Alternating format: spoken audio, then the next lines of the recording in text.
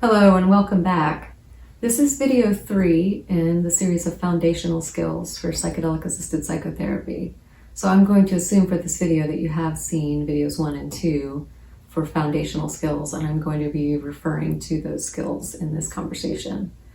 I'm also assuming that you've seen the video on the importance of the preparation phase and the importance of talking about touch, safety around touch, and consent around touch in the preparation phase. So let's talk a little bit about some nuts and bolts of what to do when certain things happen in a session. I've learned from trainees that it's really helpful to have a potential algorithm in one's mind. If this happens, I can do this or this intervention. If this comes up, here's a possible intervention. I'm often told that one of the things that seems to be missing in a lot of trainings is just practical nuts and bolts skills. So today is that, talking mostly about what to do when dysphoric or challenging content comes up in a session. I know that as trainees, most of you are more comfortable sitting with a client that's having a positive or validating experience, but are a little more hesitant or would like a little more help understanding how to work with the challenging content. So importantly, with any challenging content, one of the first things you want to do is check in with yourself. If your client is dysregulated, they're going through something emotionally difficult, you want to pay attention to yourself and whether you're dysregulated. So check in with yourself, check in with your breathing, how on edge you feel, how centered you are or not, and make sure that you are able to stay in a place of centeredness and focus, even though the client is experiencing something unpleasant or upsetting. If this is something that you struggle with, then that would be a great thing to work on in supervision or with your mentor. So check in with yourself, and then whatever kind of experience the client is having, you want to help them notice it and name it. So if they're experiencing fear, you're experiencing fear, or see that you're experiencing fear, or let them name that to you and reflect it back so that they understand that you're watching them and you're tracking what's happening and that you're aware. That in itself goes a long way. And then, as an aside, if you have been following this training course as sequence, you know that you should have already had a conversation with your client all the way back in the preparation phase about the possibility of encountering dysphoric or challenging content or experiences, so that it's not completely out of the blue to them that this can happen. So you've already had some conversation, and say now this is coming up with your client. So we're going to talk about a few different types of dysphoric states. One is boredom or nothing happening. This is one that where nothing is going on, the client is kind of frustrated, and you find yourself as a therapist feeling a bit frustrated, like this isn't really working, nothing's really happening. This doesn't happen all the time, but it's certainly not unusual. So one of the things to remind you guys of, if you're working in the world of psychedelic medicine, is that these medicines are not predictable. We can't control where the medicine will go, and neither can the client. So a lot of times you may have an experience where it doesn't quite seem to be working. The client may feel altered, but not in the way they expected. Nothing seems to be happening. There's just, you check in with them, you do your prompts, and they say things like, I don't know, I don't really notice it, nothing, I don't feel anything, that sort of thing. This could happen in a first session, but it may be that this happens in your third, fourth, all the way down to the end of the series. It's really unpredictable because every psychedelic experience and session is different, even with the same client. So the important thing to know is that not every moment on a psychedelic is going to be full of highly meaningful, transformative work. These things go in fits and starts in a way. And like I said, we don't control that process. We follow what's naturally showing up with the medicine. So the first thing to do is to normalize that, both to yourself and to the client. Humor is helpful here, and just, taking it lightly. Nothing has to happen, no pressure for something big to happen. So that's a helpful stance to have. And so normalizing them and making light of it. The client is going to tend to define this as a failure experience, like either it doesn't work for me or I'm not doing it right, something like that. So it goes a long way if you can let them know that this is just sometimes how it is, and then maybe the next time it won't be like this, and that's okay. So normalizing. For some clients, keep in mind that this experience of nothing happening may be a time when more is happening than they realize. And especially if this is a client who in their therapy experience or in their life, they struggle with themes around stuckness or failure. And a lot of that is coming up in those moments. Keep in mind that this person is on a psycholytic dose of ketamine, most likely. And it may be the very thing that could be valuable to work on, is what are their judgments about the fact that nothing's happening, and so on. And that is, you can work with that then in the integration phase as well. And so this would depend on how well you know your client and if this is something valuable that they need to work with. So if that is not as relevant for this client and that doesn't feel intuitively right to you, it's okay to just hang out. So it sounds silly, but keep this in mind. You can listen to music. You can let them know, well, let's just hang out and notice, what the medicine feels like, and maybe we'll talk more next time. Just hold it lightly and don't make it into a pressure situation for them, certainly, and also for yourself as trainees. It's worth remembering that. So I put this topic in this video today because I think people don't talk about it often enough. And then when you get in to start working with clients and you run into these periods where just nothing really is happening, you tend to think that that's not supposed to be that way. So let it be that way. It won't stay that way, most likely. Okay, the second one is, I'm sorry. I want to say one more thing about that nothing happening experience. It is possible that that is an issue related to dose. So just on a treatment planning point of view, especially if that's happening more than once, like, nothing's really happening in the session, then this could be a dose issue that you would want to talk to your treatment team about and potentially either adjust the dose or even the route of administration. So keep that in mind also for that experience if it's happening more than once. The second sort of dysphoric emotion that I want to talk about is grief. Grief comes up often unexpectedly, I've found. As you guys probably know, a lot of people coming in for treatment will endorse depression or anxiety. They may endorse having trauma or substance use issues. What often comes up then when they get on the medicine is grief. Often people are carrying way more grief than they realize. And they may be hit with a wave of that or become very tearful. And what I want to say about that is sometimes people can't name why they're feeling it. They don't always have a story attached or a cognitive understanding of why that's showing up. It's just literally showing up in their emotions and in their body. So if someone all of a sudden is going into a real wave of grief, just know that that is something that happens. That's also okay. You also normalize that. And you just use your skills with prompting and tracking so that the client knows that you're staying with them and giving them a lot of permission and invitation to stay with that and allow that feeling to be there. If they're very tearful or they're feeling that a lot, to allow yourself to feel it, to allow yourself to fully feel it and stay with it as much as needed. They don't need to try to force themselves out of that or force themselves into some other sort of work.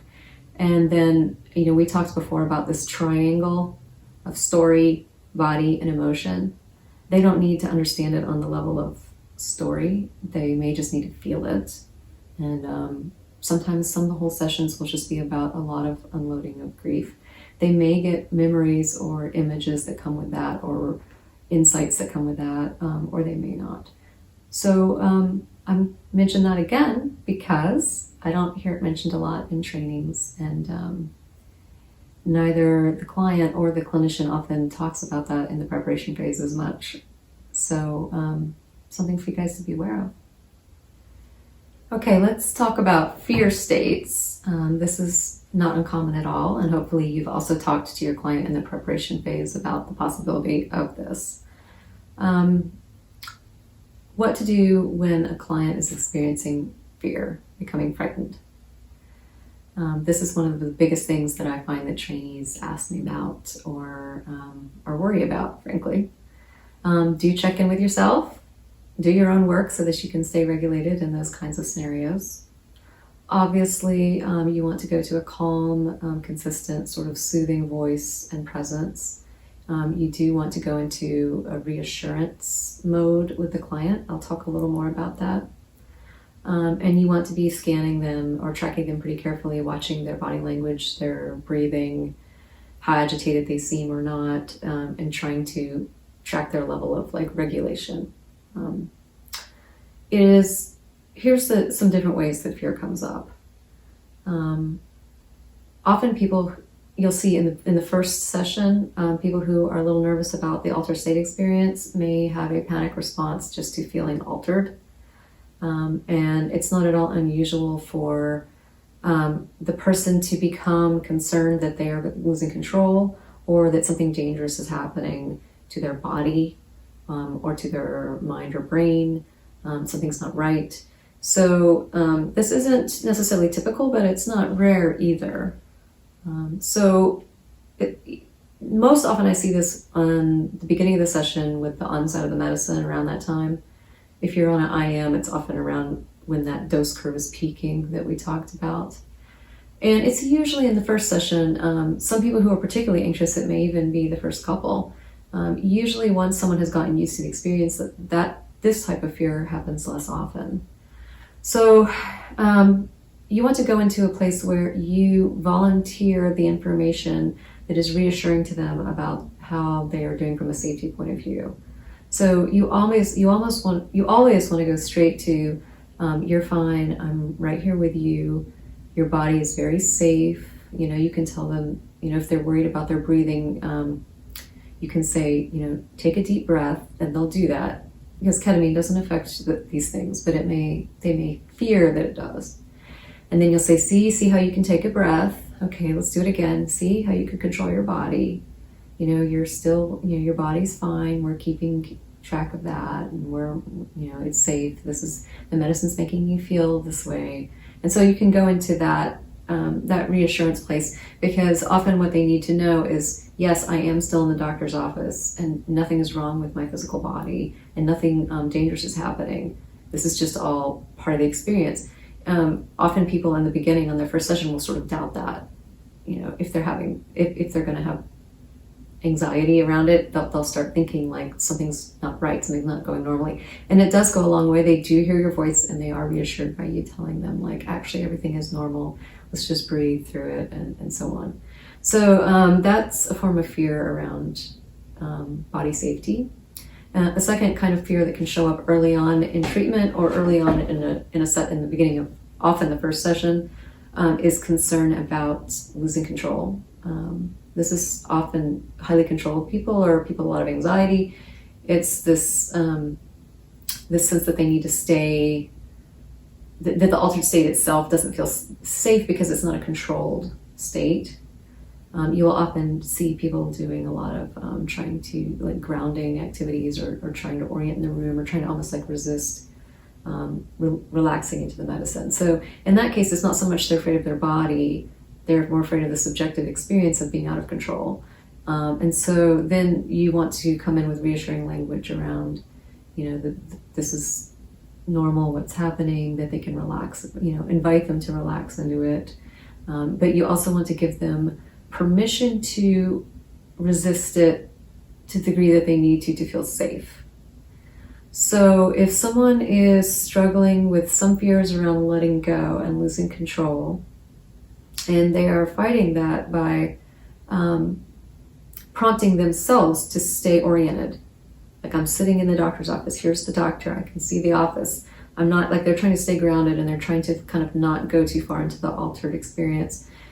If they're afraid, it is okay to just first help, again, always help them name that that's what's happening and validate that, and that you're tracking and you're staying with them.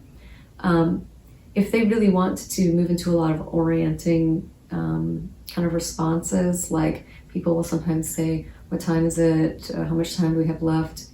Is the dose, is the dose going to get stronger? What's happening? What's normal? Like, you can just give them that information, let them, in a reassuring way, because what that person may need is to feel safe, is to engage in all of those sort of safety assurances, because this is such a strange experience, and they may not be in a place where they're just going to relax into the altered state or the psychedelic components of the experience that easily in the first session. Some people take a couple sessions to get to a point where they feel safe enough, or they feel reassured enough that they're like, okay, I'll just let go a little bit. And so you got to work with where the person actually is, and you got to honor the fact that they may be afraid of loss of control, and then help them feel, if they need to feel a little bit more sense of control, then give them the information that they need for that.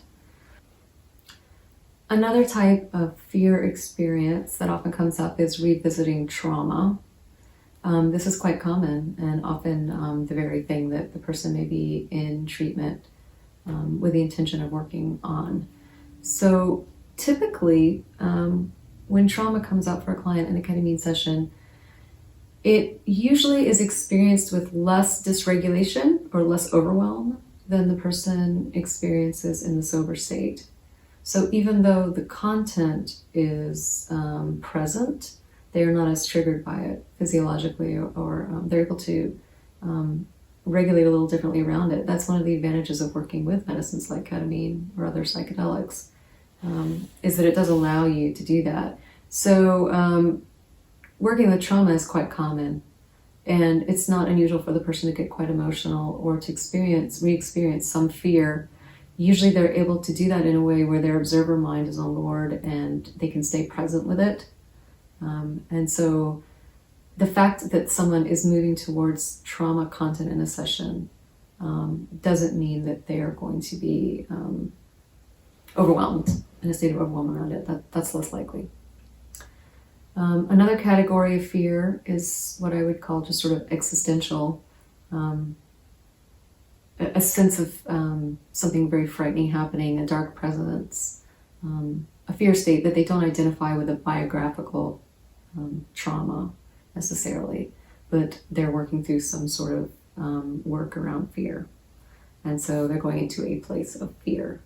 So that, even though that can be more abstract, that's another sort of frightening type of experience that sometimes happens. So I've named these types of experiences. I want to circle back to the last two, this idea of trauma and more existential sort of fear experiences or states. Any time a person is able to vocalize to you that they're experiencing something frightening, and you will be able to track this with paying attention to their body language. You want to identify first if this is a fear situation where there is a choice point. In other words, is this fear with choice or sort of fear without choice? And I'll explain what I mean by that. Sometimes people are thrown into a fear experience. It just takes them over. It's already happening. And then what you move into is reassurance, tracking, and helping them move through it, right? But quite often what will happen is the first thing I mentioned as a choice point. This is where the person will become aware that there is frightening content in their awareness, somewhat like on the periphery. They'll use all different kinds of language for this. People sometimes will use visual language, a sense of something. People can describe it a lot of different ways, but what they're really saying is that this thing that's frightening is showing up. And I feel like it's sort of there, and I could go that way, but I don't know if I want to. So I could go towards this fearful thing, or I could go this other direction. This is a common scenario. If you work with people, you learn to almost prompt for that, because it is very common that people will have this idea of sort of parts or decisions or, or so on. So if they are describing that to you, the first thing you want to do is name that. Name that they're at a choice point. So you say something like, let's just notice where you're at. So let's just keep noticing what else. So there's this frightening thing here, there's this here, you're not sure which way you want to go, you're not sure if you want to go towards it. So you're mirroring back, and they'd say yes, and so on.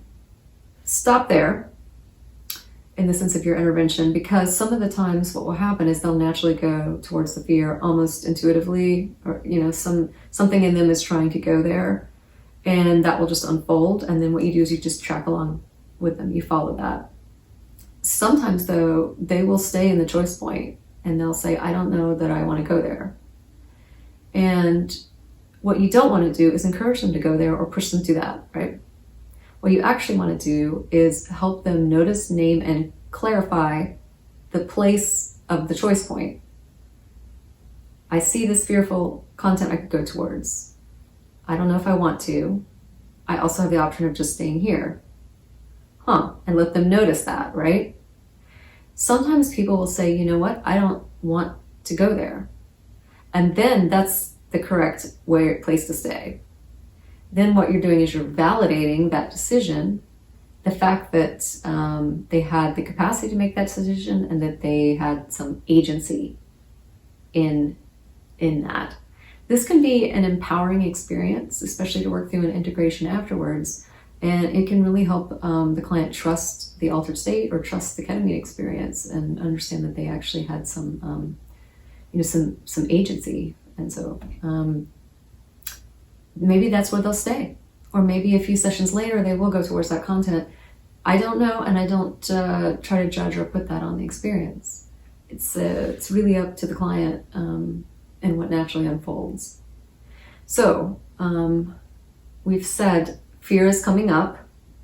Check if this is a fear situation where there is a choice point, and then help the person clarify, do they want to go towards the fear, or is it really their choice to stay? And that's also a good choice. If they don't have a choice point, and this is just something that's going to happen even, or they're already in it, then you're more checking in, reassuring of safety, like I mentioned before, helping them track the experience. And then what comes up is this idea of moving through and towards. This is a very commonly understood idea in communities that work with altered states of all kinds, that often the teaching or the healing comes behind a wall of fear or sometimes grief, to circle back to that. But regardless, we're talking about fear. It's not uncommon. And so if the person can not resist, if it's already happening, this is going to happen, if they can step out of a place of resistance and trying to fight it and actually turn, like metaphorically turn their face towards it and like look it square on. Or you can use language of like moving into it voluntarily. So they're actually moving into, and the natural response is obviously the fight or flight response. Like, I don't want this, is pulling back. So if you can invite them to move into and through, it's not at all uncommon for the thing that shows up as the frightening thing to turn into the empowering thing, or the compassion, or the validation, so the experience will often transform in that way.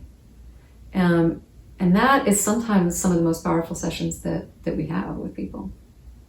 So if that doesn't happen, and it doesn't turn into something transformative, but it's an experience of moving through fear and coming out the other side, 9 times out of 10, clients will say afterwards that felt empowering, and they'll find a lot of meaning in that experience.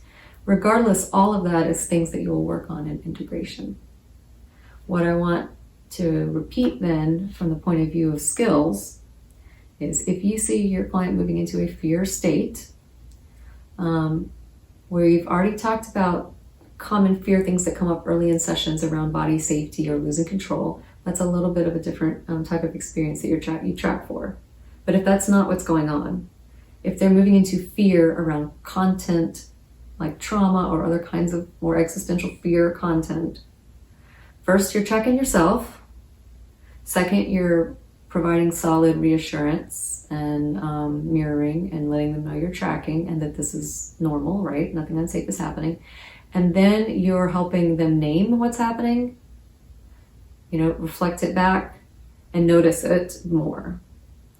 Then you, in your mind, are trying to understand, is this a choice point situation? Are they telling me like, there's something scary over there and I don't know about that?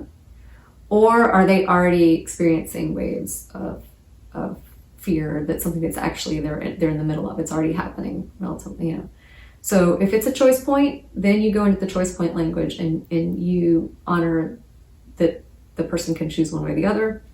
If it is not a choice point situation and they're just going through this, then you move into the in and through kind of prompting language.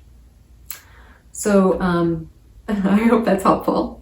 There's a couple more points I wanted to make. Obviously, there is a lot more about all of this that I'm going to say in this brief video. And so there's a lot of more advanced level teaching content on working with this. But for today, I wanted to keep it to these simple, like if this, then this kind of interventions for more beginner therapists. A second point I want to make is this distinction that clients may make between positive experiences and negative experiences, and that's really an artificial distinction. The idea that a mystical experience can be really positive, or I might have something scary and bad and that's negative. Often these things weave into each other a lot more than you might expect. And as you do this work more, you'll find that where the fear shows up and then sort of unfolds into something transformative or spiritual or mystical, or the mystical transformative experience happens and then there's this darker fear layer that weaves through it. So I just want to make sure, because I've been talking about, dysphoric experiences here, that I also let you know that that's a little bit artificial for purposes of teaching. So let's see if I've missed anything. I think that's a good place to start for foundational skills with working with different content states. So I'll see you guys in the next video.